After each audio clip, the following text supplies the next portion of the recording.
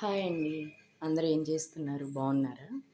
నేను ఇప్పుడు మీకు సింపుల్‌గా కారప్పొడి ఎలా చేసుకుంటానో, నేను ఎలా చేస్తానో చూపిస్తున్నాను. కావాల్సినవి కరివేపాకు కొద్దిగా కడిగి ఆరబెట్టేసుకున్నాను. ఎండుమిర్చి ఒక 15 కాయల దాకా తీసుకున్నాను. ధనియాలు ఒక 6 స్పూన్లు దాకా ఉంటాయి. ఇవి తీసుకున్నాను. వెల్లుల్లి ఒక 10 రెబ్బలు, చింతపండు ఒక చిన్న ముద్ద ఇలా కట్ చేసి పెట్టుకున్నాను చిన్న ముక్కలుగా. తాలింపుకి పచ్చిశనగపప్పు ఒక 2 స్పూన్లు, మినపగుళ్ళు ఒక 2 స్పూన్లు, జీలకర్ర 1.5 స్పూను, ఆవాలు ఒక పావు స్పూను, మెంతులు ఒక పావు స్పూన్ తీసుకోవాలండి. ఇప్పుడు ప్రాసెస్ చూద్దాము. స్టవ్ వెలిగించుకొని ఒక బాండి పెట్టుకున్నాను.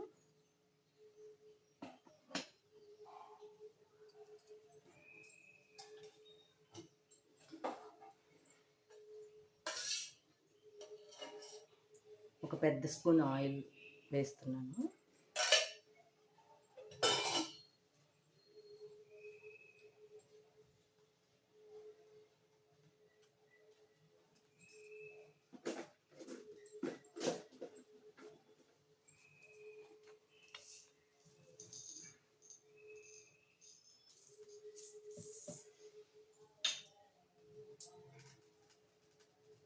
ఆయిల్ హీట్ అవ్వాలండి.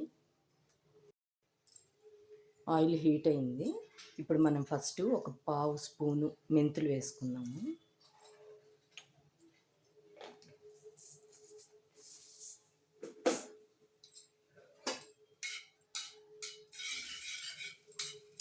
మెంతులు కొంచెం వేగాక మనం ఈ తాలింపు దినుసులన్నీ తీసుకున్నాం కదా, ఇవన్నీ వేసేద్దాము.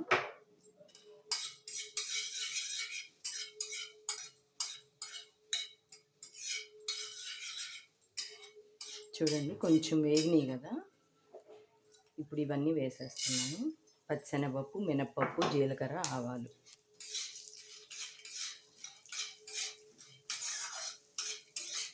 ఇవి బాగా గోల్డ్ కలర్ వచ్చే వరకు వేయించుకున్నాము. ఇదిగోండి బాగా వేగినాయి కదా, ఇప్పుడు మనం ధనియాలు వేసేసుకున్నాము.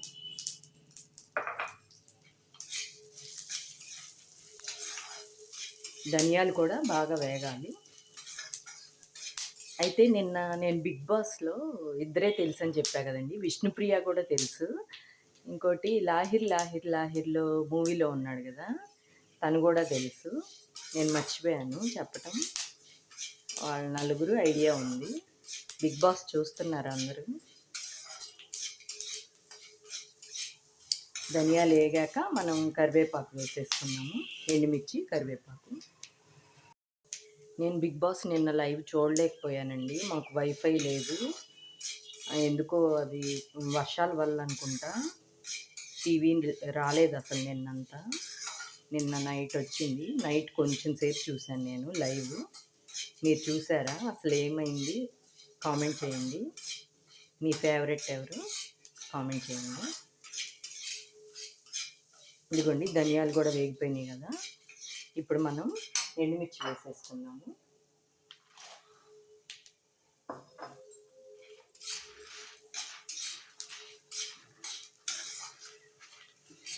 ఎండుమిర్చి కూడా బాగా వేగాక కరివేపాకు వేసేసుకున్నాము. ఇదిగోండి ఎండుమిరపకాయలు కూడా కొంచెం గలగల అంటున్నాయి. ఇప్పుడు మనం కరివేపాకు వేసేసుకున్నాము.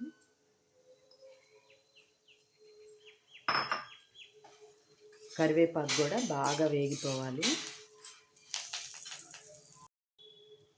ఇదిగోండి కరివేపాకు కూడా చూడండి గలగల సౌండ్ వస్తుంది కదా, పట్టుకుంటే ఇట్లా పొడి అయిపోతుంది. ఇంకా మనం ఆపేసుకోవచ్చు పొయ్యి. ఇవి చల్లారాక మిక్సీ వేసేటప్పుడు చూపిస్తాను. ఇదిగోండి ఇవి చల్లారిపోయినాయి. ఇప్పుడు మనం మిక్సీ వేసేసుకుందాము. మనం మిక్సీ వేసుకునేటప్పుడు పప్పులు కొంచెం, ఎండుమిర్చి, కరివేపాకు కొంచెం వచ్చేటట్టుగా తీసుకోవాలండి.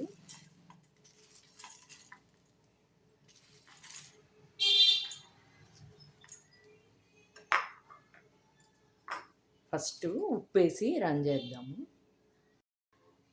ఇదిగోండి 2 వాయిలుగా వేసుకుంటే గనక మీరు కొంచెం పప్పులు, ఎండుమిర్చి, కరివేపాకు వచ్చేటట్టుగా 2 వాయిలుగా వేసుకోండి. ఇప్పుడు నేను మొత్తం ఒక వాయే ఏస్తున్నాను.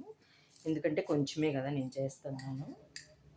ఇప్పుడు దీనికి సరిపడినంత ఉప్పు వేసేస్తున్నాను. వేసి బాగా మెత్తగా రంజేయాలి. ఇదిగోండి బాగా మెత్తగా రంజేసేసుకున్నాను. ఇప్పుడు మనం ఫస్ట్ చింతపండు వేసేసి ఒక్క పల్స్ ఇద్దాము.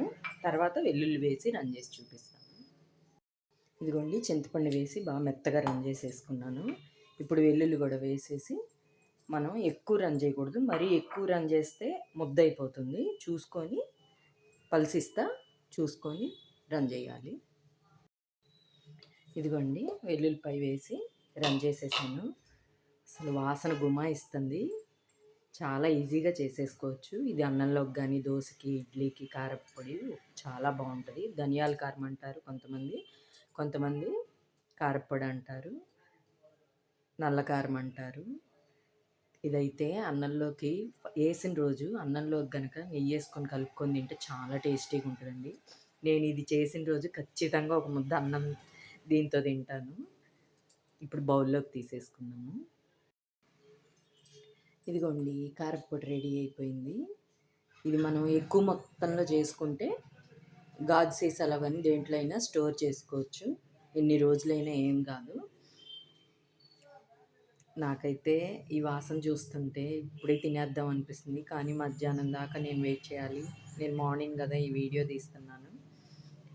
మధ్యాహ్నం అన్నం వండాక వేడి వేడి అన్నంలో కలుపుకొని తినేస్తాను. నా వీడియో కనుక నచ్చితే లైక్ చేయండి, షేర్ చేయండి, కామెంట్ చేయండి. మీకు కూడా నచ్చితే చేసుకొని చూడండి. ఖచ్చితంగా నచ్చుతుంది. బాయ్.